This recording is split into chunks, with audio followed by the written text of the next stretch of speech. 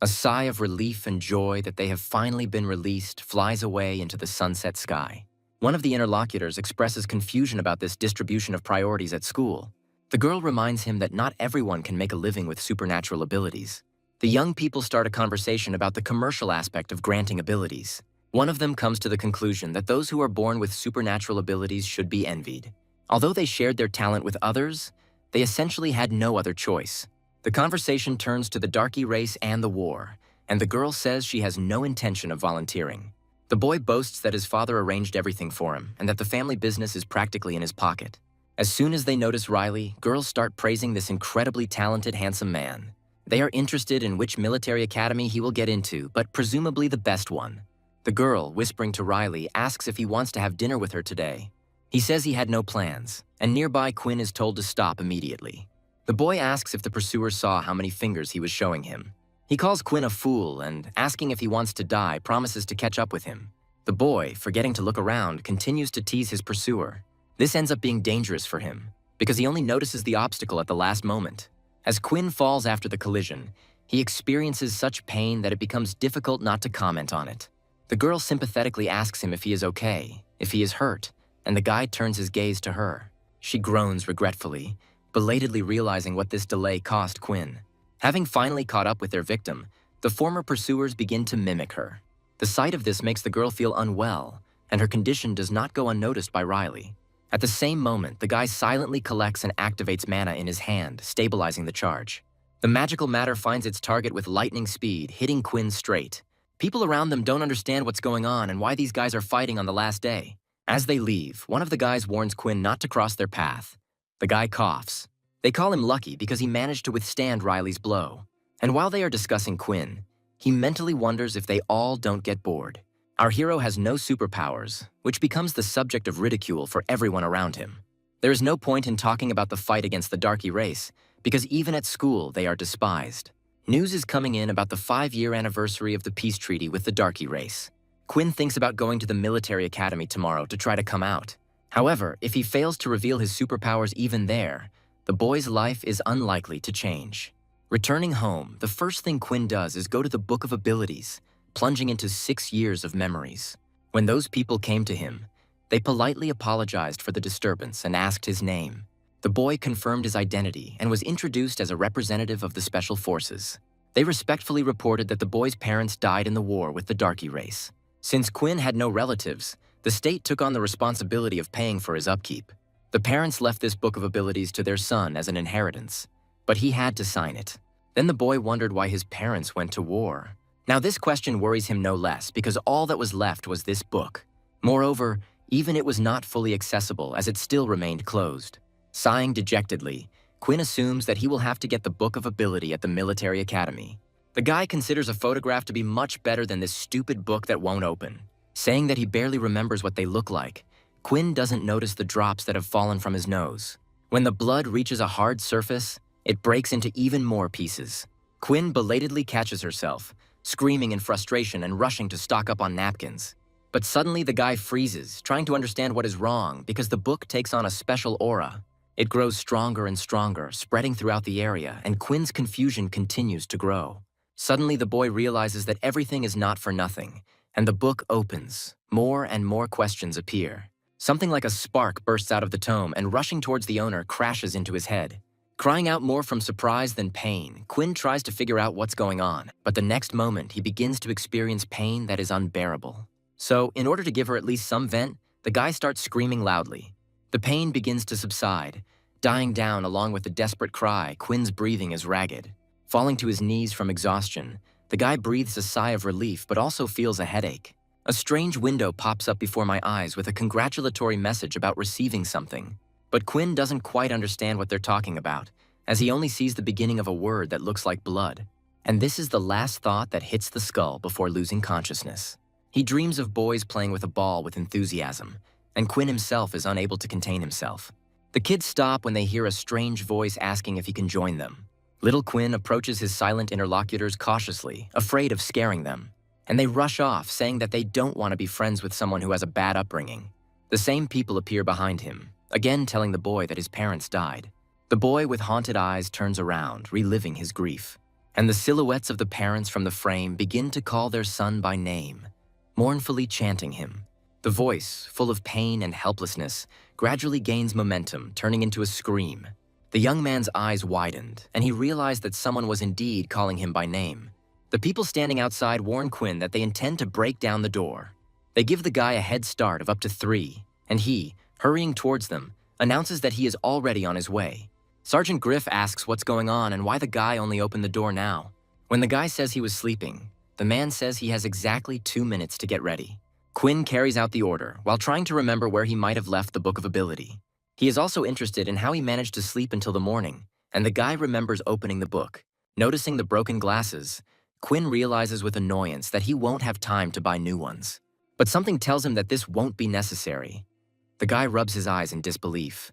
But indeed, Quinn's vision was somehow miraculously restored. A voice behind the door hurries, asking Quinn Talon if he is stuck somewhere by chance. The Griffin notices that they are not going on vacation and tells the guy to find himself a free place. Noticing Riley, Quinn asks if he can sit next to him, but he says the seat is taken.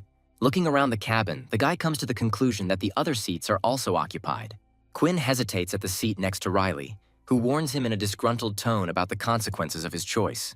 Suddenly, he notices a man waving invitingly at him who is talking about a free seat. Quinn thanks him and introduces himself, but he responds by calling himself Warden, and a strange sound is heard. The system notifies its owner of the use and subsequent rejection of the ability. Quinn doesn't understand where this creature came from, and Warden is surprised by his neighbor's strange behavior. The guy assumes that the blonde doesn't see him, but still decides to check to be sure. Warden asks about his neighbor's ability, and he replies that he doesn't have it. Suddenly, Quinn's stats drop to 50 and he tries to deal with it. The reduction affects such characteristics as health, endurance, agility, and strength. Comparing all the components, the guy realizes that the rays that hit him were to blame. Quinn suggests they'll have to avoid the sun, while Warden inquires about his neighbor's health. The guy replies that it's probably because he slept poorly, so they offer him some water and to rest. He accepts the help, thanks to the blonde, and in the process discovers something new. Drinking water has a positive effect on Quinn, and he gets a related task. The guy sitting in front is reprimanded for shouting loudly, and he tries to justify himself. Sergeant Griff orders the disturber of the silence to come to him immediately, but he has no desire to do so. While he tries to restore justice, Warden suggests that his neighbor take his time, and Quinn, looking at the new system tasks, suggests that this creature is a bat. Superpowers usually have 1 point of activation and are strengthened after awakening. Quinn, however, finds his own process similar to a game, and the ability remains a mystery. The guy turns to his neighbor to clarify the matter, but stops mid-sentence. Quinn finds it hard to believe that anyone can fall asleep so quickly. However, after looking around the entire bus, the guy realizes that everyone else is also sleeping. The system informs the Queen that an unusual substance has been detected in the air. Griff, realizing that the guy is resistant to sleeping pills, is going to use an individual approach. Saying that they will take a different path, the man carries out the sentence. The system now notifies when the user's body begins to feel tired. Quinn already understands everything. His eyelids become heavy and his eyes close. The dreamless sleep is interrupted the moment the boy is freed from the bag. Warden thinks that this brother is a sleeper, and he's trying to figure out where they are. The blonde assumes that they have arrived at the military academy, although he himself has only just woken up. Layla notices that the 5th one has woken up. The blonde standing with her back to her is named Irene. Peter greets the newcomer politely, but stutters shyly. In the distance, the sound of heels is heard, followed by another pair of steps. They are gradually getting closer. Tester Ginger, noticing that everyone is awake, is about to conduct the test. The first mate to call out Peter Chuck's name is when Quinn starts to panic a little. Ginger asks the baby not to worry, asking about the ability which he doesn't have. Layla is amazed that there are still people without abilities, but Warden doesn't see the problem. Ginger is not upset by this either. She asks to come and take the book, having received a superpower. When asked whether it is free, the answer is yes. For now, Peter is assigned the 1st level. The woman advises studying this book in your free time, and then you can retake the test. Quinn is surprised by the bracelet that appears, and Layla says that everyone has one. When a satisfied Peter steps aside, Ginger invites our hero next. He gasps in surprise, silently noting the fact that it is his turn. The woman asks about the ability. Quinn doesn't understand why she would ask when she already knows. After he says he has no ability, the assistant gives him a book. The system notifies that the ability cannot be learned, but the book can be exchanged. Quinn remembers that you can only learn one ability, which means it exists. He considers exchanging the book for experience points, but is wary of facing endless checks. Eventually, after politely thanking Ginger, the boy gives up the Book of Ability. The woman asks him if he is sure, then reminds him that the book is free. After all, if you miss this chance, you will have to rely only on yourself. Having heard the boy's answer, the woman asks him and everyone else to wait. She reports from above that a student named Quinn Talon refuses to accept the book. The woman is asked about her purebred status and then given orders to test her potential. If he is an ordinary person, he has no business in the military academy. Ginger accepts the order. Apologizing for the wait, the woman announces her intention to test the candidate. Outside, Ginger asks Quinn to destroy 3 targets as quickly as possible. First, the boy receives a task, and then mannequins appear one after another. Mentally, he notes not only fatigue, but also his vision, which has become blurry. Quinn already knows the reason for this. It all happens because of the sun, which has become his scourge. But nothing can be done, and the guy gives in forward. Ginger notes the power of 5. The woman is amazed by such a weak meaning. It raises many questions. As Quinn tries to get closer to his target, the dummy attacks, keeping the enemy at bay. Several simultaneous attacks in different places make the boy hiss from an unpleasant feeling. While maneuvering between 2 opponents, Quinn also only manages to achieve a 5 in agility. The examiner lets the guy go, and he checks the scores against the system, looking for solutions. Quinn thinks with annoyance about how difficult it is for him to be exposed to sunlight. Warden encourages him by offering him water, and the other man, grateful, enjoys the shade. Watching Layla, the blonde admits his mistake because he thought the girl was a purebred. Purebloods are a group of people who oppose supernatural abilities. The ideology of mere superpowers is the root cause of the division of society. They develop equipment and undergo training to counter the people of Darka. Quinn now understands the reason why the blonde thought Layla was a pureblood. Meanwhile, the girl's test is completed, and she is assigned the 2nd level of abilities. Layla thinks this is unfair because she was given higher grades at school, Ginger explains. And he says that you can retake the test later, and then calls the next candidate Irene. Warden expresses delight at being the last one to be tested. The girl orders him to take his hands off her in a threatening tone. The guy asks her not to get angry. He stops mid-sentence, feeling a tingling sensation first in his fingertips. Irene warns that Warden won't get off so easily next time. Ginger allows the girl to proceed, and Quinn notes his friend's indiscretion. He says he would like to fight Irene, but he doesn't fight girls. Irene, however, demonstrates her abilities in all their glory, dealing with targets without killing them. Ginger assigns her a level 5, the blonde's 3rd such today. The guys admire Irene, and Layla mutters something about how she will soon catch up with the blonde. Warden Mountainpick is delighted that it's finally his turn to shine. As soon as he starts fighting, all eyes turn to the training ground. It's not only the abilities that arouse involuntary interest, but also the fact that they are like Irene's. Ginger expresses joy that the challenger is also a level 5. It all immediately dawns on Quinn that Warden can copy abilities by touching other people's bodies. The guy is a little taken aback, asking how he managed to do it so quickly. Quinn recalls their first meeting and the blondie's surprise, expressing an assumption. Besides, when Irene froze the guy's hand, he looked surprised. Warden praises the intelligence of a man without superpowers, who responds modestly. Quinn is trying to figure out what his own supernatural ability is. Irene, who had quietly approached Warden, asks about the type of ability and whether it is innate. The blonde man offers to guess, promising a reward if successful, and the girl changes her shoes. Announcing the end of the test, Ginger allows the students to head to the military academy.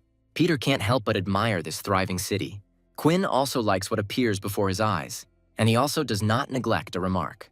When the capsule stops, the door slides to the side with a mechanical sound. Random passers-by rejoice at new encounters, boasting about their levels.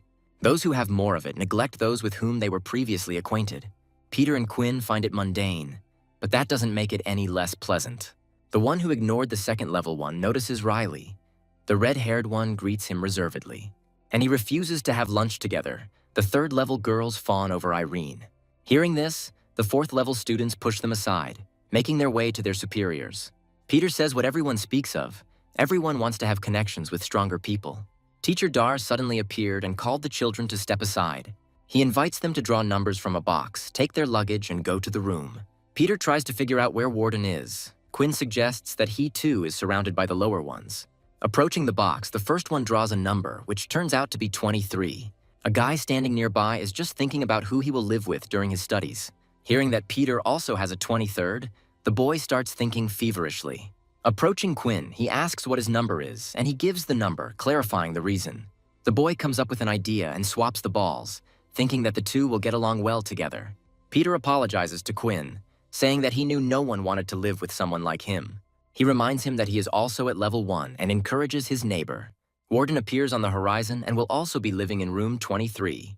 The boys are happy that they will be living together for the next 2 years. At the same time, on the other side, students are discussing the fact that their room was taken away from them. An acquaintance offers to defend the honor of his interlocutor, but the latter has concerns about this. Noticing Warden, they remember that this guy has a level 5 ability. Later, a blonde man's question is heard in the dorm, sounding in an elevated tone. He invites the guys to go somewhere. Peter refuses, citing studying a book. Warden asks Quinn if he's going to go to the library to figure out his ability. The blonde offers to go together, saying that he hasn't read anything for a very long time. There are a lot of people in the library, which involuntarily impresses the guy. Only Quinn can't understand why they only move their lips, but can't hear any conversations. Warden asks what school the neighbor attended. Public schools don't have that. By touching this device, you can create sound insulation so as not to disturb others. The blonde asks about the specifics of the search. Quinn says that he wants to understand existing superpowers. Warden mistakenly believes that his interlocutor wants to become a member of the Purebloods, he clarifies. The blonde man says that in the future, those who take books for free are obliged to obey the military without question.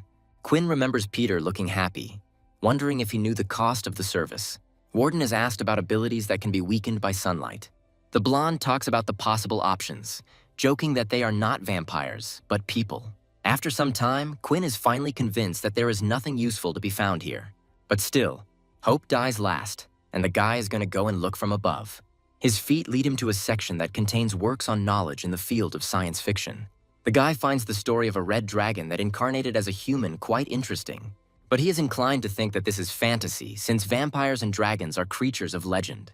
Yet this doesn't stop Quinn from learning more about vampires. The guy finds the representatives of this race much stronger than himself, with a general weakness for the sun. There is an increase in experience. The system informs that the owner has learned more about the system. The guy screams in surprise, unable to believe his eyes when reading this information. Quinn completely refuses to believe it, believing that it cannot be true. Looking at the book he read, the guy is afraid to imagine that he has the ability of a vampire. Minutes pass, and then hours, and Warden, who had fallen asleep, finally wakes up. He tries to figure out where everyone is, assuming that his neighbor has already gone to their room. Each of the guys has his own thoughts. Quinn thinks he's crazy for doing something like this. And yet what I read seems to be true. And another notification sound is heard. As the boy gains more knowledge about the system, an additional option is unlocked. As a system task, you are instructed to feed on human blood. Quinn is literally in a hurry because he will have to drink human blood. Leaving the library, the guy is glad that the system doesn't force him to do that yet. Quinn entertains the idea that there will be a special reward for completing this task. The guy talks about the time it will take to level up. He notices Peter, who is whining and apologizing to his oppressor for the accident. The blonde says that then he will also apologize verbally later, and they will go their separate ways. And then he asks how he is going to compensate for the blow. Peter says about the lack of money. Noticing the second level, Quinn thinks that such people can only push through. A plan appears in the guy's head, and he, saying it was an accident, pushes the second level guy in the back. He confronts him, and Quinn apologizes again, saying that he constantly trips. The blonde offers to pay the first level if he doesn't want any trouble. Quinn says he didn't think he'd encounter strong people so quickly. The system suggests activating combat mode, mistaking the blonde for an enemy. Quinn is tempted by the fact that if he wins, he can earn 50 points. The guy starts to provoke his opponent, and Peter begins to seriously fear for his neighbor. The second level activates its ability by rushing towards its opponent. Tom manages to dodge the attack with unusual dexterity and even more. It makes the opponent not only tense up, but also ask the corresponding question. The blonde is curious about where such power comes from at the first level, although he admits that there are some reservations. Quinn believes he has a chance due to his opponent's ability to transform. Previously, Layla had 8 power points, and the examiner rated her as level 2. If Quinn is not exposed to sunlight, all of his stats will have 10 points. The enemy is at level 2, which does not mean that our hero will lose completely. As they engage in close combat, Quinn receives his first wound, causing him to hiss. His opponent smirks, thinking that his opponent lacks agility. Throwing curses around, the blonde deals Quinn another blow. Noticing that his neighbor is losing his advantage, Peter calls out his name in concern. The system reports rapid blood loss, and Quinn feels the sun's rays on himself. However, it is already beginning to sink towards the horizon, leaving a ghost of a hope for victory. The opponent wishes the opponent a quick death, and the system trumpets about the only remaining point. When the explosion occurs, Peter screams his protector's name at the top of his lungs. With the echo of its last sound, the sun sinks below the horizon. Quinn breathes heavily, trying to get his breathing back to normal. His condition is recovering. The blonde doesn't understand how this is possible, how the enemy was able to dodge his attack. And Quinn, grinning maliciously, notes that now it is his turn to boast of his strength. Beginning to understand what he had gotten himself into, the blonde man offered to talk again. Meanwhile, Quinn's stats increase and he lands his first blow. His opponent doesn't even have time to finish his previous line before he starts to spit out blood. The guy, testing his abilities, delivers a few more blows. Peter, watching this, tries to understand how his neighbor managed to achieve such a result. He begins to wonder if Quinn really doesn't have supernatural powers. Looking at his hand, which is overflowing with power, the guy realizes that it is a vampire's. The user status window allows Quinn to track his level-up progress. Along with the accrual of points, the first level of reconnaissance skill is unlocked. The guy is happy with the skill, and at the same moment the combat mode is removed. When Peter asks, Queen says that the blondie is alive, he just taught him a lesson to make sure. While the neighbor is lamenting, our hero is going to figure out the specifics of the reconnaissance skill. The viewer is presented with some interesting information, and Peter advises the guy to go to the medical center. Kyle also has some information hidden, which suggests that it will be revealed as we progress. The guy catches himself thinking about the difference in taste between blood types. Reproaching himself for this, he roughly pulls himself up short, because this is not something insignificant, but blood. Peter draws attention to himself, suggesting that they leave before the battlefield is discovered. Finally coming to his senses, Quinn agrees with his neighbor, saying that he is right. As he moves forward, the guy hears strange sounds behind him, similar to something familiar. Turning around, he actually finds drops of blood flowing from the wound behind him. Peter expresses concern about this, but the bleeding soon stops on its own. The guy's gaze falls on the jacket with a torn arm, and as he looks closer, he notices something curious. Quinn asks his neighbor to return without him, saying that he accepts the offer to go to the first aid station. Peter wants to go along, but his interlocutor asks him to check on Warden, just in case. Later, having moved away to a sufficient distance, Quinn observes her ability to heal. The guy concludes that the system can heal his wounds using energy from food. Feeling hungry, he remembers if there is a place nearby where he can buy something to eat. Before entering the training arena, he manages to find something more or less suitable. The arrows briskly hit the training dummies at about the same time. Exhaling wearily, Layla reports to herself, saying that it's time to wrap things up. Noticing Quinn passing by, the girl finds him suspiciously familiar. Remembering where she saw him, she becomes curious about why he came here. Quinn starts a training test, setting the difficulty to normal. The girl assumes that this boy was dissatisfied with the results of the day's testing. She likes this kind of determination and wants to see this student's progress. Quinn suddenly leaps forward using his full strength. Layla can't believe what she sees because these abilities are clearly not first level. Moreover, not only the strength increased, but this guy's agility also increased. Either the girl is imagining things, or the training dummies are also confused. In any case, they cannot escape, and the targets are eventually defeated. Layla doesn't even know what to think because the targets are destroyed before the clothes fall off. The girl assumes that this guy is deliberately hiding his true strength. The area around the student cafeteria is not much quieter than within its walls. The guys passing by choose seats, and one of them manages to snatch a free one. But before they can land on him, the guy on a higher level demonstrates superiority. When they decide to eat on the street, they discuss high-ranking people, finding them to be intimidating and arrogant. Peter asks Warden if it's okay that he's with them, since the rest of the high-ranking ones are eating indoors. The blonde guy says that his friends are talking nonsense, but he hates the division into levels the most. He laughs, saying that he considers a full stomach to be the most important thing in this life. Sitting nearby, Layla watches the company without taking her attentive eyes off them. Teacher Dar talks about the help of people with innate superpowers and about war. Quinn mentally discusses the convenience of Warden's ability. It can be copied at a high level. Intelligence shows something strange. In place of the blonde's ability, there is a void. Quinn directly asks his friend if he can use Irene's ability. He praises the guy for his intelligence, admitting that his abilities are reset every day. Borrowing occurs during touching. Warden regrets that friends do not have abilities. Quinn's stomach rumbles hungrily, and the blonde is amazed at its insatiability. The guy himself doesn't understand why he got hungry so quickly, but this isn't good. Warden suggests that his friends go ahead, promising to catch up with them after the toilet. The guys walking ahead are discussing the glasses that Riley asks them for. Kyle is among them, and as soon as he sees Quinn, his expression changes dramatically. Peter whispers about this guy, and it's even scarier because he's with his friends now. The latter notice the first-level ones without abilities, while Kyle remains sullenly silent.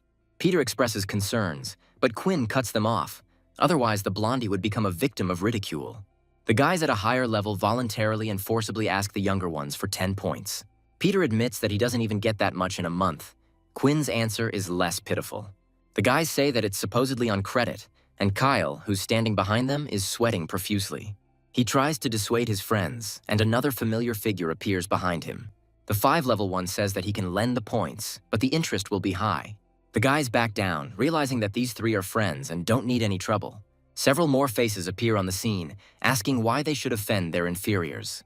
The kids are screaming about being saved, believing that Riley and Peach will save them from level 5. Even without intelligence, Quinn senses that the energy of these two is dangerous, but he still probes. Momo is unrecognizable in any way except her race and name, which gives rise to certain thoughts. Even the level can only be determined with the help of the appropriate bracelet. For a few moments, there is absolute dead and tense silence all around. Finally, with a heavy sigh, Peach allows her minions to leave, and they thank her. Unsuspecting, Warden suggests that his friends also go home, but in vain. Peach says the permit didn't apply to them, so they could have just said hello first. Warden fearlessly turns to his interlocutor, asking him about the problems he has. Peach openly displays displeasure at the high-level newcomer interacting with low-level ones. Of course, the Academy doesn't prohibit this. You can communicate with whoever your heart desires. However, there are also unofficial rules here, which the senior student is going to explain. He is against this trash, imagining itself useful for society and becoming arrogant. Peach is also against equality, against giving hope for it to such scum. The guy says he's looking forward to the battle to get rid of such trash. As he says that war is the best remedy, a memory pops into Quinn's mind. The guy barely controls his strength, trying to understand how he can talk about something like this so easily. A flash of light flashes before his eyes, and then his fist hits some kind of barrier. Riley isn't going to hesitate either, building up a magical charge in his free hand. It only takes a moment for a high-level one to release his power. And he noticed that this sucker doesn't learn from his mistakes. Peach echoes him, lowering him lower. Warden isn't about to leave his friends in the lurch by asking what's wrong with him. It is not possible to hit the enemy. He escapes the attack too easily. Quinn asks his friend to stop his pointless attempts. He doesn't want to give up so easily. The guy admits to himself that he is too impulsive and shouldn't have quarreled with these two. Peach says she has no intention of fighting them, only giving a friendly warning. He says that there are those in the academy that even the military can't compete with. It's better not to joke. A little later, Peter questions this man's words because there must be control. Warden confirms Peach's words, since it is in the academy's interests to take no action. Quinn agrees with the blonde, explaining that this way the military has more consumables. Our hero suggests that Warden stop communicating with them, but he is furiously indignant. Quinn acknowledges his friend's attempt to help, but also points out potential difficulties along the way. Warden says he can protect them and is about to add something else when he is interrupted. Quinn says that this will be possible if you have nothing to do with people like them. Peter, apologizing to the blonde, agrees with the position of his second roommate. Warden interrupts him, saying that he will follow their advice if they so wish. Looking at the back of the departing blonde, Peter notes his depressed state of mind. He feels the need to explain everything to his friend, but Quinn finds this arrangement better. Neither the boys, nor especially Warden, notice Riley watching all of this. The blonde says that if you're not capable of anything, you're just wasting your time. But then he rudely shuts up his invisible interlocutor, saying that he doesn't know his desires. He says that there is a difference between opportunity and desire. The opinions of others are not important. The guy angrily and confidently declares that he is not going to leave things like this. Quinn is sent flying backwards by his opponent's kick, his friend shouting his own name. Giving himself points, Riley thinks that the two of them were just fighting in vain. His position is that the inferior will always remain so, no matter the number of points. Quinn wonders how his current self is different from his past self. Nothing changes. Peter talks about his small stash, while his fellow sufferer dreams of justice. Meanwhile, the system reports the appearance of a new task. Quinn is surprised. It's a side quest and involves fighting Riley. Just when the guy thinks about the absurdity of the quest, the system informs him of an additional reward. While sun avoidance does increase strength, it's still not enough. When the boys return to their room, they are greeted by the casual tone of their neighbor. He says that he has been waiting for them for a long time, and Peter asks about the beatings. The blonde jokes it off. And then he switches gears, asking if the two had accidentally run into any problems. Peter is about to confess, but Quinn beats him to it, saying that nothing happened to them. He whispers to his neighbor that it's better not to tell Warden. He won't just let it go. Even though they said they had just eaten, their stomachs were much more honest. Quinn reminds him about his metabolism, and the blonde asks him to go grocery shopping. He transfers 10 points to his friend, who asks in amazement if this is really for him. And then he gets embarrassed, but his interlocutor asks him to consider this an apology for today. Warden admits to his stubbornness, but wants to count on the help of his friends in the future. Students passing by in the store are discussing what happened today. They are scared. Quinn realizes that these are Peach's henchmen, and they are talking about their brother's look. In whispers, the two discuss Riley's advice to get points, or else they won't be covered anymore. At this very moment, the system throws up a task to defeat any enemy. Doing it directly is too risky, but our hero has an idea. After leaving the store, the guys disperse, and Quinn immediately falls on the tail of one of them. After some time, he begins to clearly feel the thirst emanating from his pursuer. Turning sharply, he addresses him and asks who he is. And he asks to come out, stopping pretending to be a ghost. But there is no one nearby. As soon as the guy breathes a sigh of relief, getting ready to continue on his way, he falls silent. His gaze takes on an uncertain expression for just a few moments, after which the area is filled with a heart-rending cry filled with fear. Quinn thinks this guy is a complete coward, and his friend is now in the middle of nowhere. But then the one mentioned in my mind appears, asking the guy in the mask who he is. Quinn mentally clicks his tongue in frustration, feeling like he's been caught like a baby. The opponent attacks, leaving no time for reflection and repeating his question. Analyzing Brandon's status window, Quinn tries to decipher the wind release ability. From time to time, the guy expresses his thoughts, believing that our hero has decided to pretend to be a ghost. Quinn, however, notes the impressive speed of this man, unable to think otherwise. Just a moment later, the boy learns another use for the wind release. Brandon says he figured it out, and Quinn is one of the people who had their glasses taken away.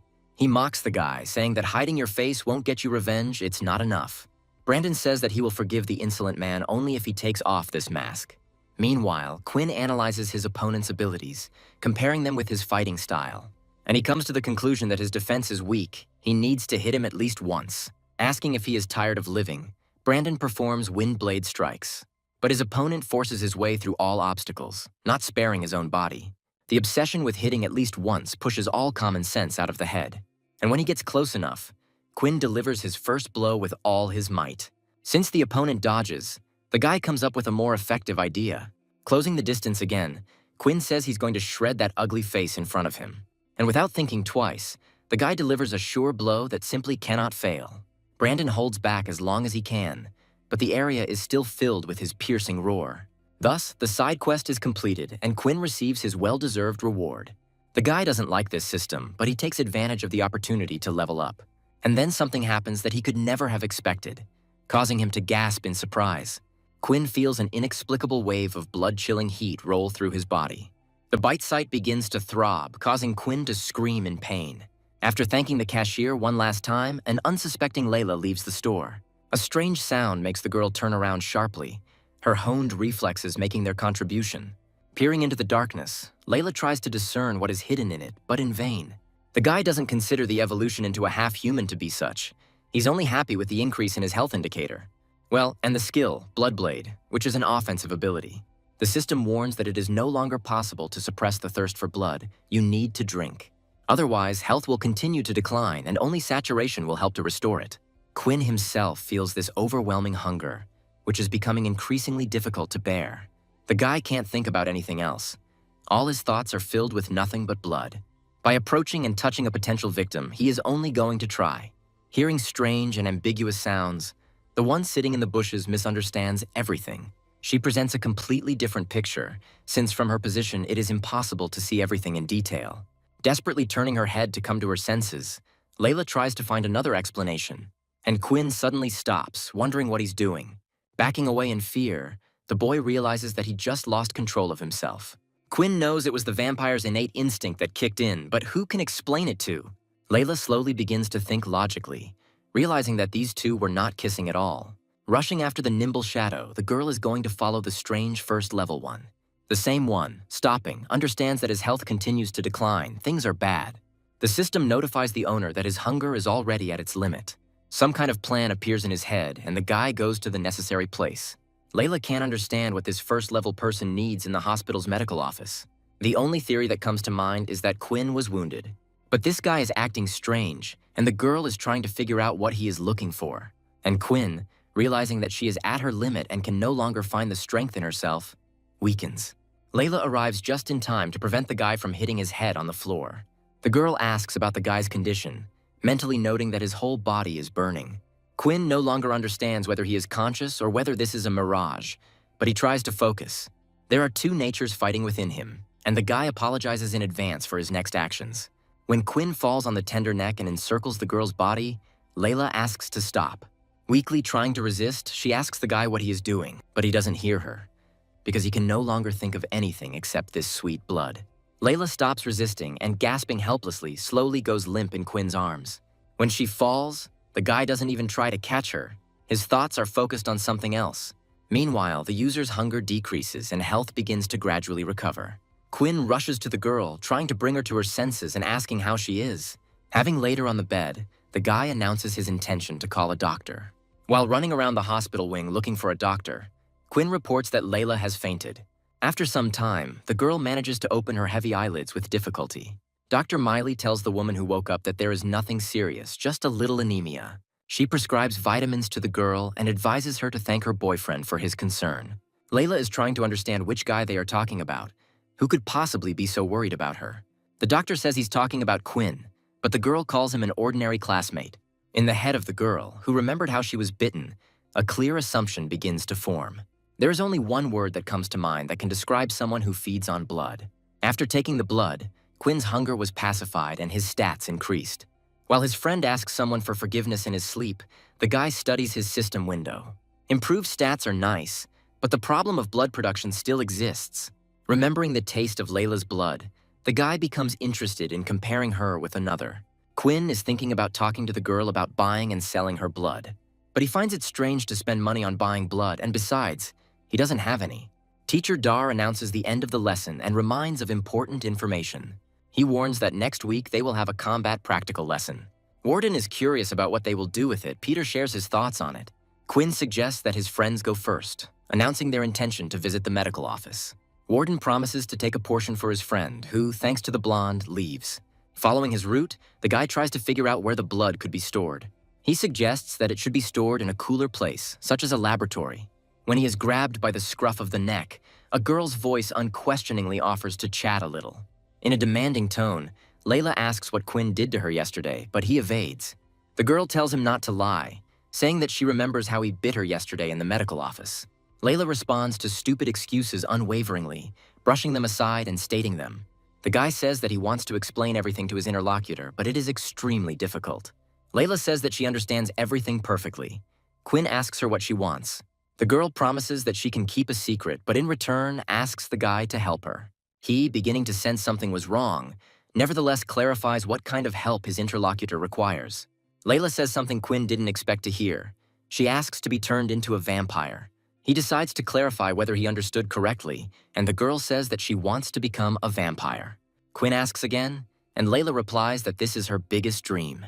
The girl says that she simply adores vampires, starting to list their virtues. Quinn leaves Layla stunned as he tells her how he acquired his vampirism.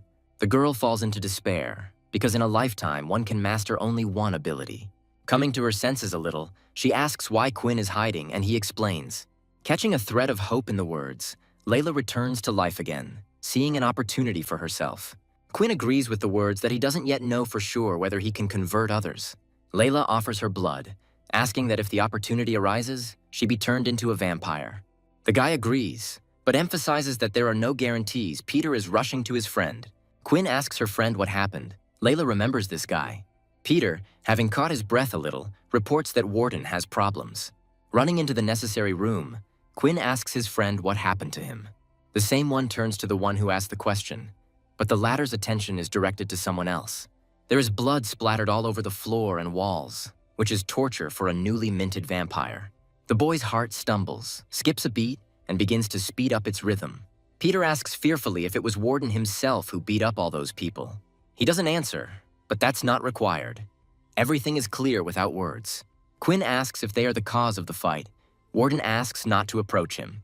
Layla notices that the blonde is bleeding and thinks he needs to go to the medical center. As he passes by, the guy gives her a disparaging look but doesn't stop. Quinn asks his friend where he is going, and his friend politely asks him not to bother him.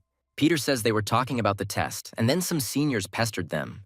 Quinn tries to figure out what's going on, and his friend asks him about his relationship with Layla. The guy says that they met by chance, and the girl suggests having dinner together. Peter declines the offer to join them, wishing the boys a good time. Quinn doesn't like this, and the girl says that she has a lot of questions for him. She actually invites him to eat together, but the guy says he's busy. At the medical center, the guy asks her if she is sure. The girl confirms it. There is only one thing Layla asks for, that Quinn be more gentle when doing this. The guy asks the girl what she is doing, and she immediately feels awkward. Layla reminds him that he bit her yesterday, and Quinn says it was because he was hungry. And in general, the guy thinks that this is unhygienic. He doesn't want to give the girl some kind of infection. Layla asks to aim only at the vein, but for Quinn, this is the first time. He is just learning. In the end, he succeeds, but the girl thinks it would have been better to bite. Layla suggests that if you don't have enough money, you can sell your skill book. The guy says that he thought about it himself, but the book disappeared, merging with his body. The girl is surprised at first, but comes to the conclusion that there is still a lot they don't know. She is inspired by the idea that over time, Quinn could become a real vampire. While the girl asks how her blood tastes, the guy makes sure that she is not hurt. By replying that her blood is sweet, Quinn suggests that his sense of taste has changed as well. He learns that by consuming blood of different types, characteristics can be improved. Now the guy even regrets that yesterday he couldn't taste the blood of two people. Noticing the reaction, Layla understands that the guy has come to some conclusion, which he confirms. And he invites the girl to go to the library, but she wants to eat first. She's hungry. Quinn teases the girl, saying that he could tell by the taste that her sugar levels were rising. Warden, watching them, quietly says that this guy belongs to him. The blonde asks if he isn't dangerous, since even one look is enough for that. Contradicting himself, he says that Quinn can actually talk to others. Returning home, Peter wonders who Warden might be arguing with. The blonde guy notices him, and the boy says that he doesn't want to disturb his friend by interrupting the conversation. Warden's face changes, saying that he hasn't spoken to anyone right now. Peter tries to object, but the blonde retorts, suggesting that they go and eat instead. The conversation turns to those guys, and the brown-haired man is interested in what they did to his friend. Quinn thanks the girl for today, and she tells him that it is her duty. Saying goodbye to the strange woman, the guy feels uneasy because she calls him sir. Returning to the dorm, the guy notices an interesting picture. Warden encourages Peter. The friends are happy, and the blonde notices that the brown-haired man is carrying around a lump of mud balls. Warden helps his neighbor, suggesting how to do things better and more correctly. Peter is in awe of how quickly the blonde mastered the 5th-tier ability. Quinn asks about his friend's well-being, and he assures him that he will soon get used to it. Peter asks the brunette about the girl when he says he wanted to ask something. Quinn asks questioningly, and the brown-haired man expresses a suspicion about his closeness with Layla. The brunette categorically denies it, starting to talk about who Layla is to him. But suddenly he stops, remembering how the girl called him sir at the end of the day. Finally, Quinn says that they are just classmates, and he is teaching her how to use weapons. Peter assumes that his friend has decided to join the Beast Equipment Squad, explaining for him. In the Unarmed Fighter Squad, physical training is the foundation of the basics. In the Beast Armor Squad, more attention is paid to the choice and use of weapons. If the weapon's advantages can be exploited, the weak can overcome the strong. Both boys want to join the Unarmed Fighter Squad, but Peter is required to do so by his level. He sympathizes with Quinn, who thinks that one day he will have to tell his friends about his ability. Although the guy actually thinks that the Beast Equipment Squad sounds good, Dar prioritizes the choice of weapon, which is the only support in the event of the loss of superpowers. One of the students is sure that the Unarmed Fighter Squad speaks exactly the same way.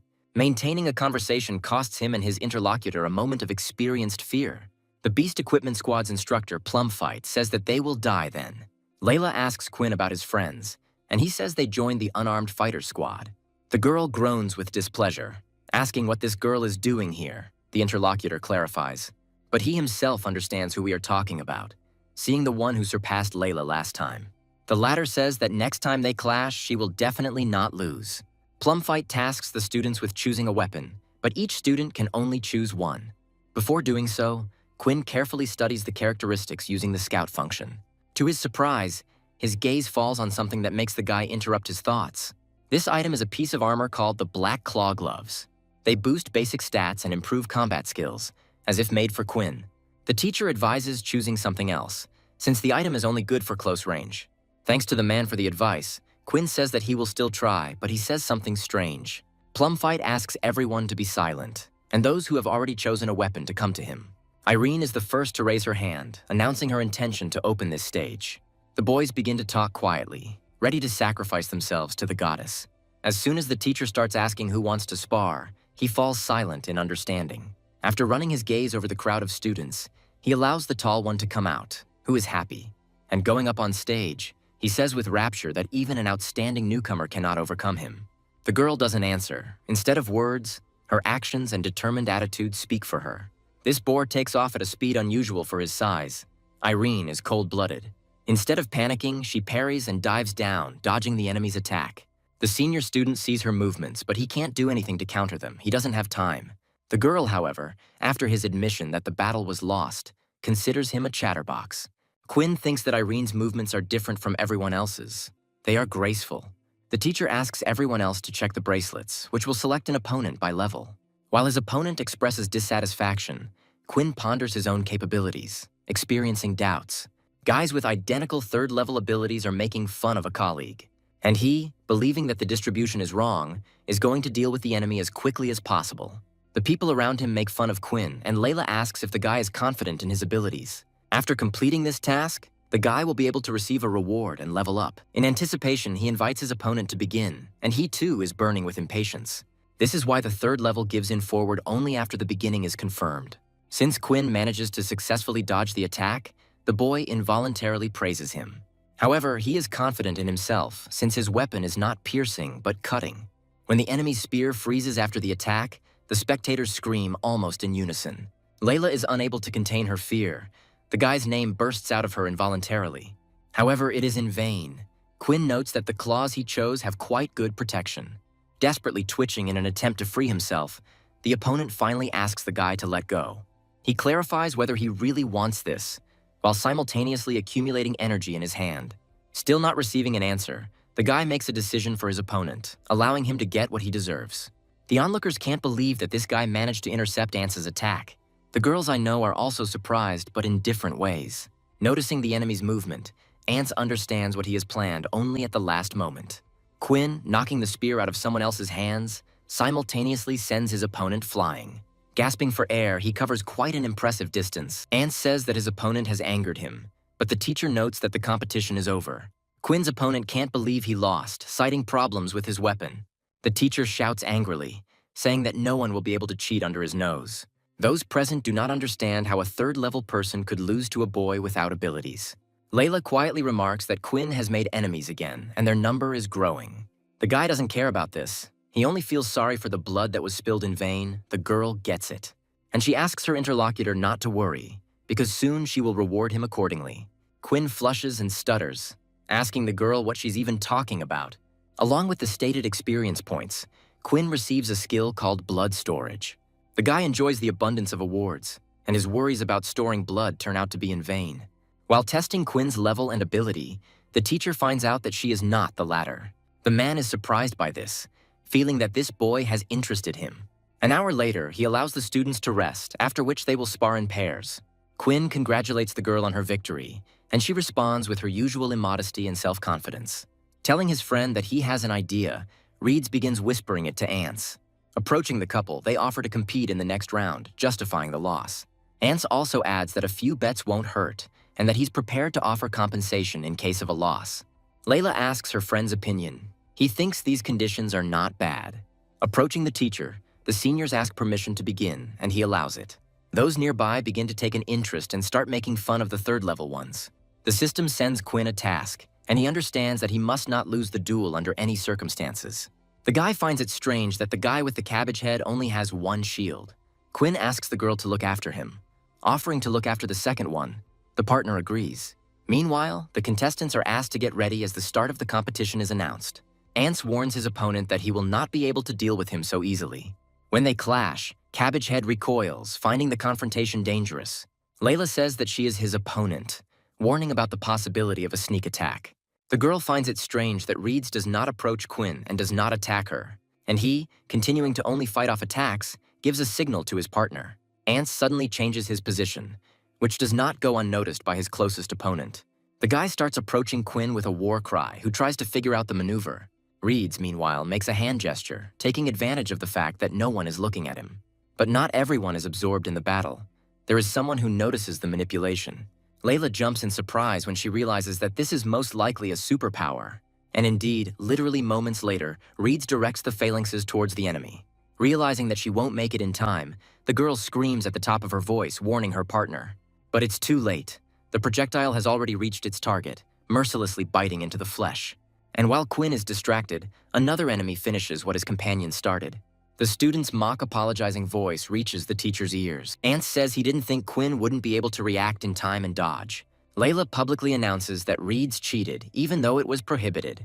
The teacher tells the curly-haired guy to put down his shield and leave the arena, and he gets a little confused. Layla rushes to her partner, asking how he is, amidst murmurs of disapproval directed at her opponents. Ance's weapon falls out of Quinn's wound with a distinctive sound, and he grins. Layla suddenly freezes, her gaze becoming frightened by what meets his gaze. Quinn's chuckles become more confident, suggesting that his opponent was just playing around. Seeing blood spurting from the wound, Ance mentally calls the person standing opposite him sick, and he suggests that he have some fun, since that was his primary goal.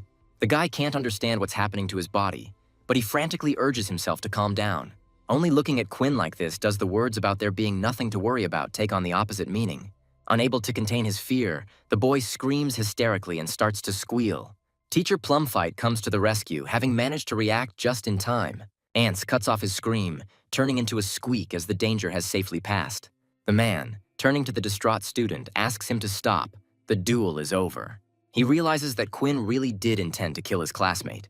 The teacher asks to call a nurse, reporting that one of the students has been injured. He tells Ance that the guy should not come to his classes anymore. The room is still discussing what happened, and Layla responds, indicating the location of the wounded man. The students make all sorts of guesses. Even Irene herself is interested in Quinn. Looking at the weapon the guy has chosen, the man tries to figure out what it could be hiding.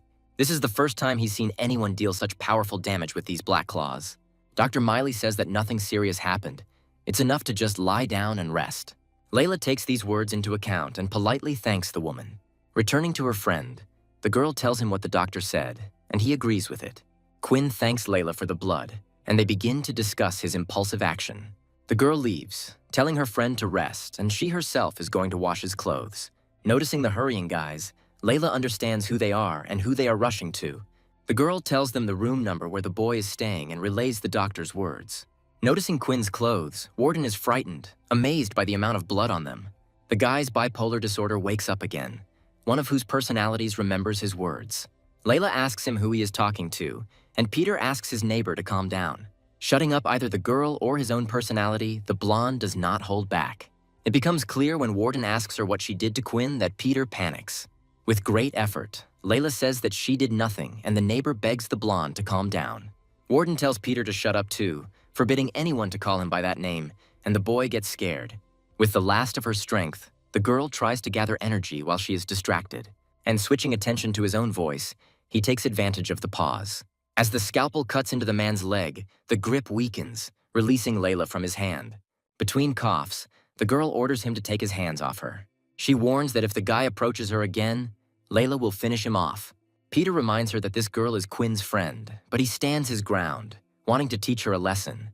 Another personality comes to the rescue, saying that he also heard these words from his friend. The guy suddenly changes, apologizing and saying that due to ignorance of the situation, he may have acted hastily. Putting the scalpels back in place, Layla says that she is not going to tell him anything. Reminding that Quinn is in the ward, the girl suggests finding out everything from him herself. She asks to keep a better eye on the blondie. Peter apologizes, saying that Warden is usually normal. The guy asks the blonde how he is, saying that he thinks he's acting a bit strange today. Warden talks to himself again about Layla and how something might happen to her on the way. One of the blonde's personalities reminds him that the girl is his friend, but the other two don't care. Finally, Warden reacts to his friend, asking what is wrong, and he becomes uneasy. Ance and Reeds discuss what happened recently. Their actions did not lead to anything good. One of the guys blames the other, believing that they are now disgraced because of their stupid idea. Jumping up, Reed suggests reminding his interlocutor of the difference between them. He's going to find him in the evening, otherwise everyone will think that they really are trash. Warden, calling Quinn's opponents bastards, promises to definitely deal with them. The friend says that this will not happen again because the teacher kicked them out. Quinn reminds the blonde that he won't be able to protect them forever. The guy's gaze falls on his friend's leg and he asks what happened to his leg. The blonde laughs, asking his neighbor not to worry, since these minor injuries are caused by training. Peter whispers that Warden is emotionally unstable and often talks to himself. The bespectacled man also confesses to the reason why his neighbor received his injury. Hearing that the girl is okay, she was just a little scared, the guy calms down. Peter suggests that Warden has a mental illness, and Quinn wants to ask a doctor. The blonde guy who appeared briskly tells Peter that they have to go, and the guys get scared and feel awkward. Quinn thanks the guys for coming in. Warden says that this is normal for brothers. Ance admits that the blonde man intimidates him, but Reeds doesn't see it as a problem. The blonde man tells his friend to wait, intending to take Quinn to a place without cameras. Seeing the wounded man leaving his room, the two prepare to follow him. Their path leads through hospital patients and several medical staff. Ance wonders in his mind where Quinn is heading, remembering what is in that direction. Realizing that they will most likely end up on the roof, the guy rejoices at his luck. Ance gestures to his friend that he will go up and that he should go along the other side. Having agreed and reached an understanding, Ance continues on his way, cautiously creeping. Having reached the roof, the guy tries to figure out where Quinn could have disappeared to. He appears behind him and asks if the green-haired man was looking for him. The guy turns around sharply, sensing something is wrong, but it's too late. And the last thing that appears before his eyes are two lights and sparkling fangs. Reeds can't understand why his friend is taking so long. He's starting to get impatient with the wait. When the guy reaches the last step, he realizes that the door to the street is open. Straining his eyes to get a better look at what's happening, Reeds lets out a curse. The sight that appears before the fair-haired man's eyes is terrifying. Ready to attack the enemy at any moment, Reeds orders him to immediately move away from his friend. When the creature turns around, the boy notices that its lips are stained with blood. Cursing, the blonde man still fires a volley but misses. The enemy is unusually fast. A gust of disturbed air rushes past, making you wince. It smells of blood. As Reeds tries to dodge, he can't help but find himself finding the speed impressive. And the creature is already in front of him, delivering a powerful blow that is difficult to resist. Also, against my will, an association of this monster with Quinn arises in my head. It's incredible. And he already raises his clawed paw back to pierce the enemy with his demonic energy. Reeds catches himself in time, concentrating his energy inside and activating his defense.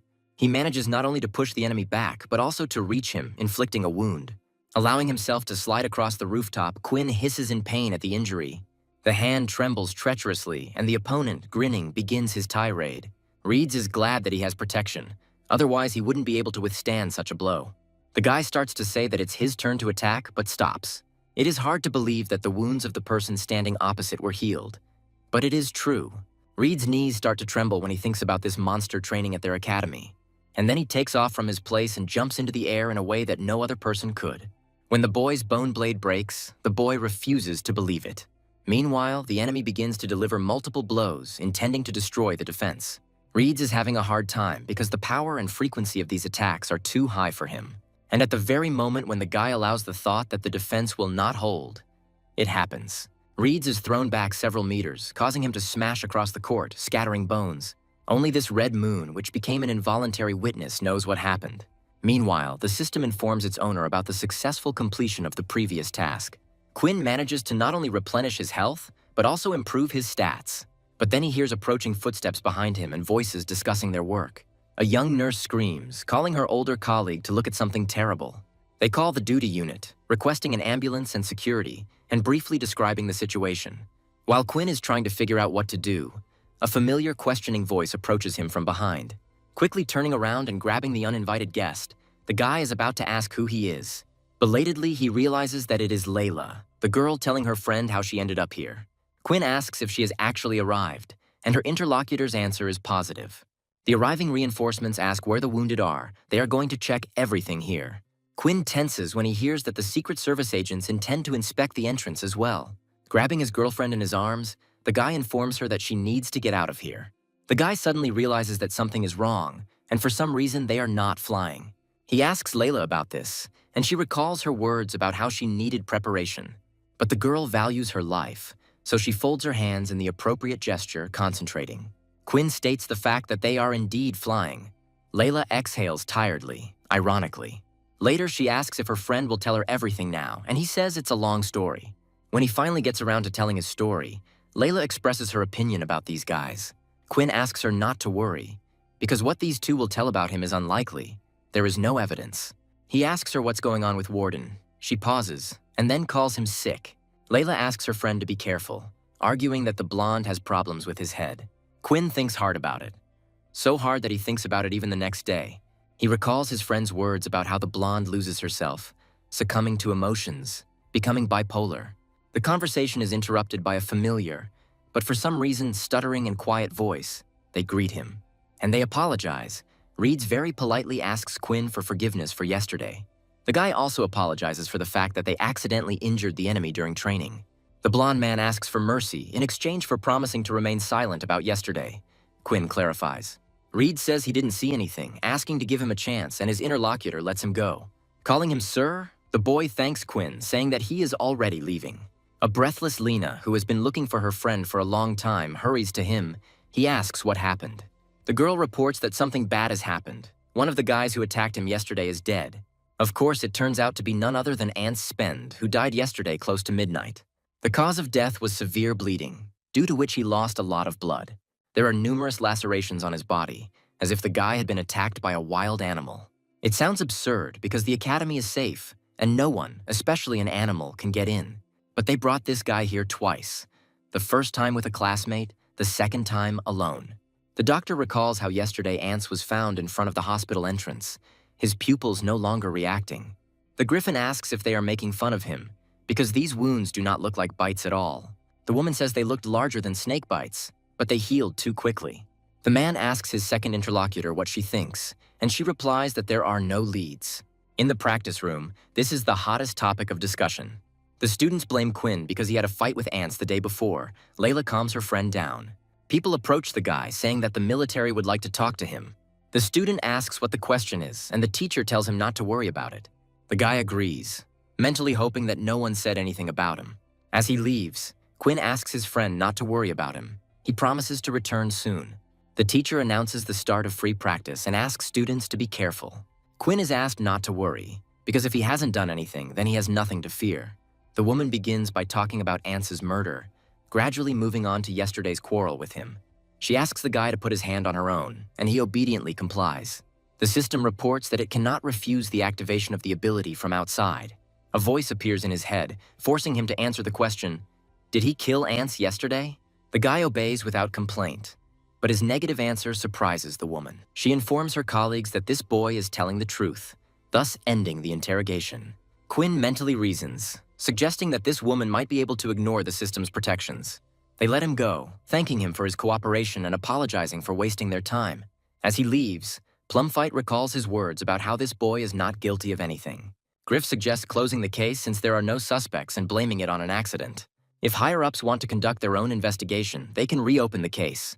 If you dwell on it, you can only harm yourself, because sometimes it's difficult to get to the truth. Layla and Quinn discuss what happened in the interrogation room and the woman who specializes in interrogations. The guy talks about what happened, believing that he couldn't kill Ance. The girl slows down. She checks with her interlocutor, asking if it is his neighbor standing there now. But he is not alone, and Layla tries to understand why he is with people like these. Peach asks Peter if he thinks the same way, and the boy agrees with an awkward laugh. Quinn can't believe her eyes, which immediately meet her neighbor's. The guy is about to rescue him, but Layla stops him, switching her attention to someone else. Warden asks Peter if he's being harassed. Peach replies that they're just hanging out together. He asks the bespectacled one to confirm, and he, awkwardly looking away, agrees with the elder. Warden invites Peter to lunch, but Riley says they want to go too, just without him. Redhead asks his interlocutor if he is really so possessive that he doesn't want to share his friends. Peter tells Warden that everything is fine and these guys are not forcing him at all. He is stunned. Those leaving begin to discuss the gym, and Quinn, who runs up, addresses the blonde man. He says he thought Peter was in trouble, but he never said anything like that. Warden isn't against good friends, but these don't seem like that. Quinn suggests discussing it in the evening. A suitable Layla says she thinks he needs to communicate more with others. The blonde man, noticing the girl, apologizes, but she suggests simply keeping their distance. Quinn allows him to share his concerns with her, but her interlocutor expresses doubts. He suggests talking about everything in the evening when Peter comes. The guy agrees. Layla admires this brotherly friendship, asking if Quinn will tell her his secret. He answers with embarrassment, saying that perhaps someday, with time, he will mature. That evening, the boy waited until dawn, but no one came. They weren't answering their calls or texts, so Quinn decided to catch them in class. Meanwhile, all first-year students were asked to go to the assembly hall, and a commotion ensued. Quinn involuntarily draws a parallel with the disappearance of his friends, and Layla reassures him. Once inside, the students try to understand what is going on here and whether there will really be a performance. Arguments begin about who will speak, some talking about instructions from management. Even Layla is starting to think that something is wrong, since she can't even see the teachers. Noticing Riley in the crowd of sophomores makes Quinn feel even more uneasy. Peach appears in the spotlight and says he has prepared a special event for the students. The guy says that their academy has traditions that are preserved to this day. He talks about those who dare to disobey them, and now Peach is going to show the insolent ones. Irene's eyes flicker among the students. She watches everything with curiosity, without losing her vigilance. The senior student is just saying that he will show what happens to those who dare to break traditions. When the curtain slides aside, what the students see shocks them and they gasp. Even Quinn and Layla can't help but stare in shock when they see the stage.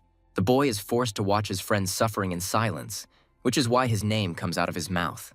Taking a closer look at his face, Quinn realizes that he has never seen Warden like this before. Meanwhile, Peach approaches the blonde and grins evilly, then speaks. The senior asks the others not to worry, because he is ready to enlighten the others as well. Calling his henchmen over, Peach begins to talk about the turning points of the war with Darky. The beast crystal in the boy's hand reveals power. He wants to teach him how to use it. Quinn is trying to figure out why the senior has gathered everyone here, and if he isn't afraid. One of the students takes the liberty of asking who entrusted the student with teaching the students. He is also curious about that guy who looks like a living dead. Riley gets fed up with this and hits the person who spoke, saying that chatterboxes need to be punished. Peach asks the others if they have any other questions. The silence satisfies him, and the guy says that everyone needs to focus on the ball. If it changes color, the activation was successful, after which the item should be thrown away. But just to make sure he hits the mark, Peach asks the students if they agree on the level of ease. Freshmen begin to tense up when unpleasant thoughts come into their heads. Meanwhile, Peach addresses the girl, urging her to start, but she becomes confused. Riley approaches her, assisting a friend and giving the student the ball. She refuses. Peach notes that there really is only one chance. If it fails, there are no other options. And he does what the girl feared inside, causing her to let out a broken scream. Along with it, a fountain of blood bursts out of the girl's mouth, causing her to choke. Turning to her in fear, the man standing nearby calls the student Triss Sagebrush. Peach asks what's wrong with them, since he's already explained everything, but they still don't want to understand. Riley points to the guy standing next to Triss, telling him that he is next. Peach, watching him closely, expresses hope that he will do well. He, not wanting to repeat the fate of his girlfriend, apologizes to Warden, throwing the ball. His eyes widen for a moment when he hits, and a bloody cough comes out of his chest. Peach praises the student, stating the fact that he succeeded despite his fears. Layla suggests finding a teacher. She believes that Plum Fight is definitely on their side. Peach says that if no one comes out, he will choose himself, but Layla does not understand her friend's behavior. Quinn, confidently approaching him, asks to let him try it too, and he is surprised. But the emotion quickly gives way to anticipation, and he tells Riley to give the crystal to his roommate. Receiving the designated item, Quinn, looking at it, begins to giggle quietly. No one notices from their seats the striking changes that the boy's face has undergone. Therefore, observers condemn Quinn's actions, remembering Warden's attitude towards him. Peach tells the guy to hurry up with the activation and ignore everyone else. And Quinn thinks that Riley, with her level, is almost as much of a problem as Peach. In addition, they are surrounded by 8 second-level students, 2 of whom are next to Warden. Despite their numerical superiority, they are all very strong, and the others are afraid of them. Quinn believes they need someone in charge, and Irene is the strongest one present. Peach asks the guy about his hesitation, and he says he hasn't found a weak spot yet. The system reports that the Beast Ball can be activated by it. Quinn is surprised by this. He doesn't refuse it, because activation gives a 5% increase to attack. Peach is amazed by this, not understanding how a level 1 could achieve such brightness. The same one, first of all, turns to everyone, asking why they need a superpower. Warden, guessing what his friend was planning, begs him with all his might not to do it. Quinn is responsible for the rest, saying that superpowers are needed to protect others. When the ball hits a completely different person, it leaves everyone present puzzled. Peach screams wildly, ordering his stunned accomplices to immediately seize the troublemaker. He, intending to make a strategic retreat along the way, apologizes and orders them to let him through. Riley, who appeared in front of him, says that the opponent will not be able to escape from them. The opponent throws the ball with a powerful swing and a characteristic sound. Calling Quinn naive, Riley says he won't be able to hit him. The guy confirms these words, but says that the same cannot be said about others. Hearing the distinctive sounds behind him, Riley says that the second-tier ones are useless. Peach orders Quinn to be captured, but Layla responds fearlessly, trying to reason with the others. The student also decides not to stand on ceremony, ordering an attack on everyone who does not obey him. A powerful stream of alien ability immediately bursts into the air, heading towards the students. He would have hit them, but the already familiar ice supernatural ability comes to the rescue. Irene says she was reluctant to get involved at first, but the blow affected her too. One of the guys asks who she is, and the second one annoyedly states the fact of failure. The girl calls herself by her full name, and an ice sword immediately appears in her hand. The guy who attacked says he knows her, and the second one offers to work with him.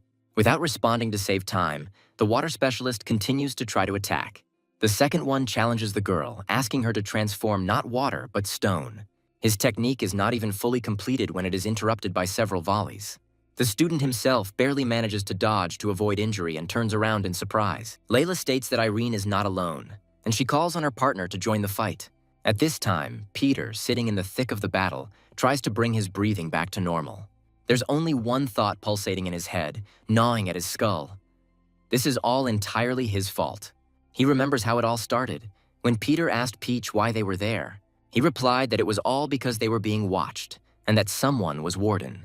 The blonde apologized to Peter for dragging him into this and asked him to leave. Under the boy's uncomprehending gaze, Warden told his opponents not to touch his friend. Peach said that there was no future for him here and told him to shut his mouth if he wanted to live. And then Peter understood everything. He didn't have the courage to resist these tough guys. A familiar voice reaches the bespectacled man's ears, and he realizes that it belongs to Quinn. He says that he is not afraid of Riley, even though he acts confident and arrogant. Peter wonders with envy why he is not as brave as his neighbor. Quinn thinks that Riley is actually much stronger than he is.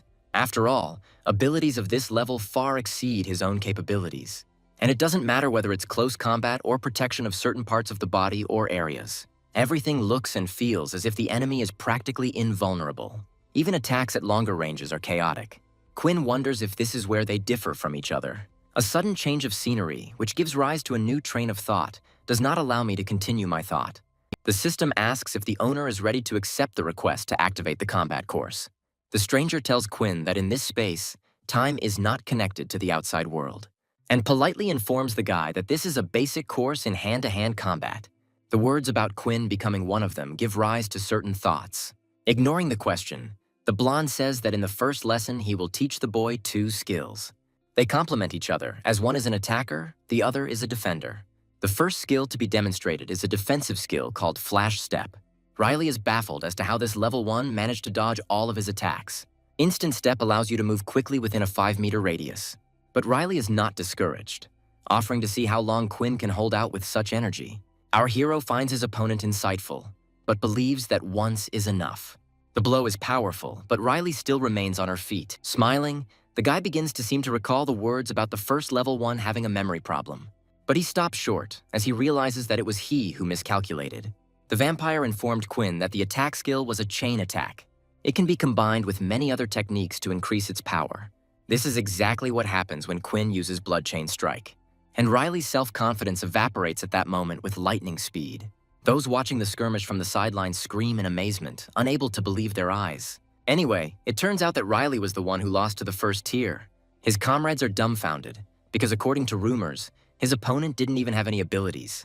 The random system task of defeating Riley is successfully completed. It's not possible to rejoice for long, as something rushes past that instills a sense of danger. And indeed, although Quinn manages to avoid irreversible consequences, they are significant. Due to the sudden blow, the guy immediately loses 7 units of health, which is not good. Pulling the whip tight until it scrapes, Peach admits that Quinn has been causing trouble. He warns that using it means that the boy is about to meet his end. Another powerful blow causes the space to literally explode, Quinn dodges. But this doesn't help much, and, noting the power, the guy is afraid of getting hit again. But standing still in vain is also not good, so he activates the Blood Blade. His opponent grins as if he had already foreseen this attack, and Quinn is dumbfounded, thinking about why he couldn't even touch his opponent. But the blow reaches its target, causing the guy not only bewilderment but also pain. Quinn has a hunch that Peach has the ability to predict enemy actions. The boy thinks that his physical fitness is almost at its limit. However, he refuses to die today, even though it sounds incredibly funny. Meanwhile, at the other end of the makeshift ring, Layla is being supported from both sides. This turns out to be dangerous, and although she tries to dodge, the enemy's attack inflicts a wound. The girl is asked why she doesn't continue to use her arrows now. And at that moment, a familiar voice is heard from behind, attracting attention, asking for release. Warden asks to touch him as soon as possible. The girl is confused by such wording. But the guy doesn't care. He urges Layla, telling her to touch at least something. The archer is cautious. The touch activates the blonde's ability, because even this can copy power. As the struggle between Warden's personalities continues, Layla becomes convinced of her assumptions. Suddenly all conversations die down and the guy suddenly stops twitching and struggling. One of the opponents wonders what this blonde man can do in such a state. And then he suddenly, tensing his whole body more than before, lets out a deafening roar. When he manages to break free from the binding technique, his opponents are stunned and dumbfounded. And Warden, pushing off with force from the hard surface, sharply flies up to the ceiling. The jump is so powerful that it crushes rocks and causes a strong shockwave. And the one who is Warden to everyone introduces himself as Layton, rejoicing at his return. Peach compliments him on his quick release, but talks about learning lessons. Layton informs him that he is not like Warden, not as kind. Peach says she doesn't understand what he's talking about, although it doesn't matter to him either. Rushing forward, the student commands the enemy to die, and the space explodes again.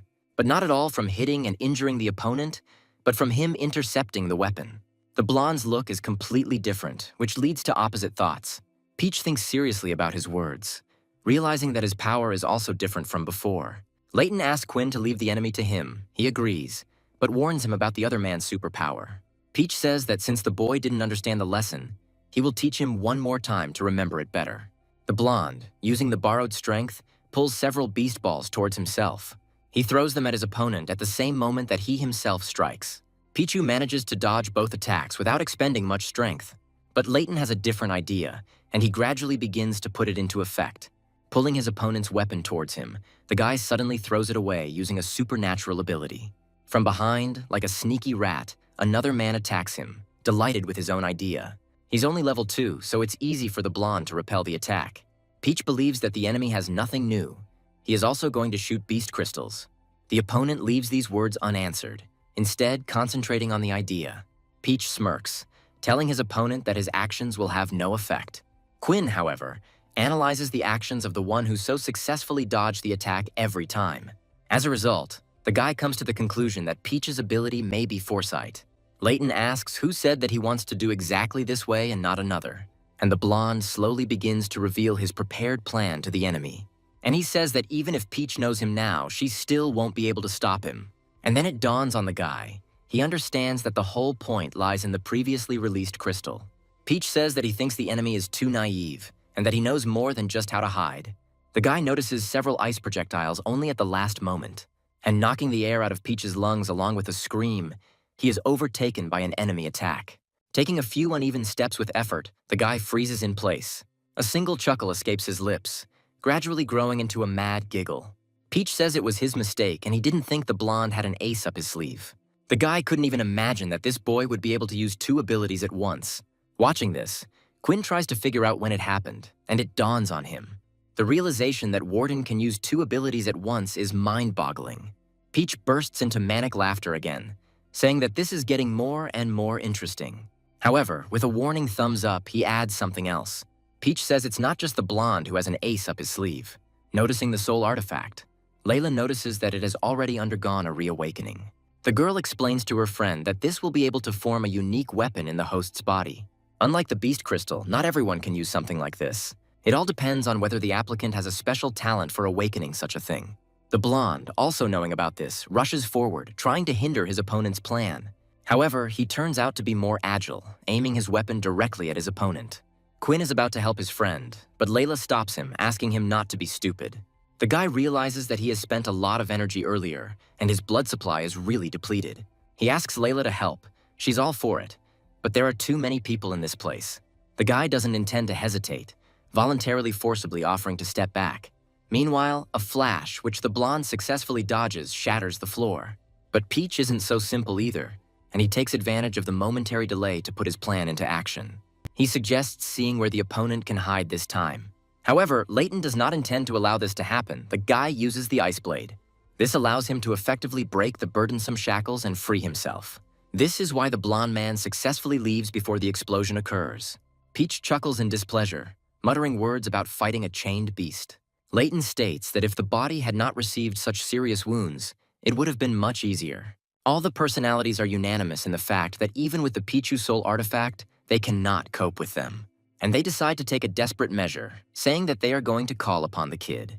But suddenly the sound of a door opening sharply is heard, and a female voice disarms. A figure appears in the doorway and orders everyone present to stop immediately. Supporting her words with an argument, the woman says what will happen otherwise. The boy who appeared behind her finally lets out a sigh of relief. Peach, who recognizes the woman, calls her Sland, but she tells the one who spoke up to shut up.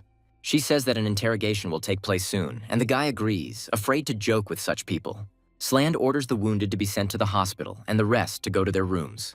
Layla asks how her friend's wounds are, and he says that they are already starting to heal. Running up to the blonde, Peter is going to take him to the hospital. He understands everything. The boy apologizes to his interlocutor, who then pulls him back, asking him to stop wailing. After all, it's just a torn ligament, the blonde didn't die. Peter is distracted by his words, because even with his back, he feels this incredibly burdensome and piercing gaze. The blonde man asks his neighbor what's wrong, but he doesn't find the strength to answer. When this does happen, the boy says that nothing terrible happened. Peach is angry that Sland interrupted the fun at such an inopportune moment. He might be expelled. The interlocutor advises the guy to relax, because nothing like this will happen. General Duke says that as long as he is here, no one will dare lay a finger on Peach. He approves of this, starting to say what will happen if the authorities find out about this. The man growls more than angrily asks if this brat really doubts him. But he apologizes, saying that it's all his fault, and the general praises the guy's intelligence. However, before he can get protection, Peach must promise that no one will find out. The man will sort out the issues with the military academy, and the boy must do his own thing. Falling onto the sofa, he says that he heard that some first-year student reported everything to the military. Peach tells his interlocutor not to worry because he already knows what needs to be done. A voice is heard in the academy office, telling them why they are all gathered here. Plumfight, just like the doctor sitting nearby, listens to every word of the speaker. We are talking about a violent incident committed by second-year students. General Duke is asked to be the first to express his opinion on this matter and suggest a punishment since the second year is under his responsibility. Asking the person who asked again, the general says that he has no idea about it. He continues, reminding those present that the cause of everything was freshman warden. If he hadn't attacked the second year first, they wouldn't have responded to the threat to their lives with defense. The man says that at the military academy, students must be able to solve problems with their fists. Nathan is asked if he thinks so too. He starts to speak, but stops. The freshman supervisor says he doesn't care about the incident, but he doesn't condone hazing. And he asks if Duke agrees that those who came a year earlier do not have this right. The interlocutor agrees, saying that he will take responsibility for this and prevent clashes. The next item on the agenda is the death of a first-year student. It's one thing when students get injured, but quite another when they die. The speaker orders the person who finds the criminal to immediately deal with him on the spot.